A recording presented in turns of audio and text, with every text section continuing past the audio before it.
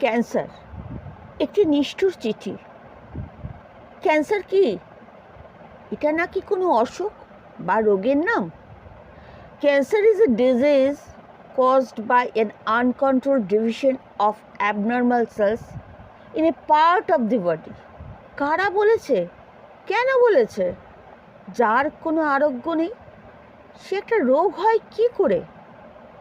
হ্যাঁ, ক্যান্সার একটা চিঠি, someone from the Lord, যে চিঠিতে লেখা থাকে মৃত্যুর পরোয়ানা।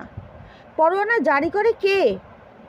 বিচারালয় থেকে যিনি বিচারের মালিক, তিনি শেষ বিচারের যিনি মালিক, তিনি ক্যান্সার নামক চিঠিটা পাঠান যখন যাকে মনে করেন তার কাছে।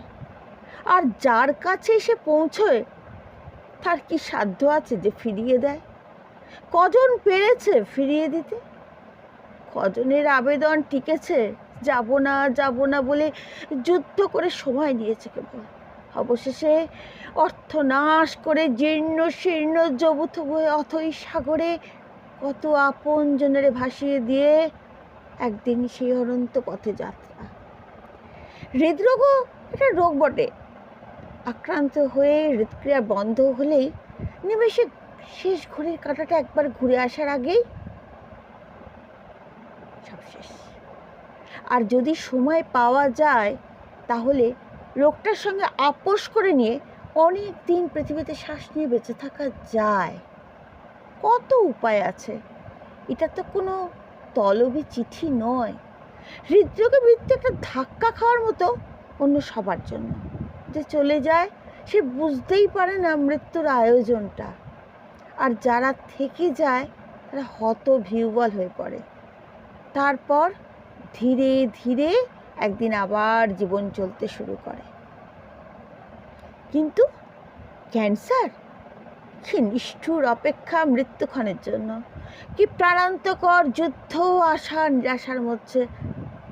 তবু আতঙ্ক, তবু অনিশ্চয়তা।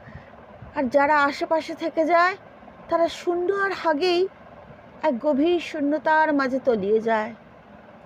কাল বেলার জালে শ্বাস বন্ধ হওয়া প্রতি মুহূর্তের ভিতরে বেঁচে থাকে। কত স্মৃতি, কত কথা অনুরণন হয়ে কেবলই নাড়া দিতে থাকে।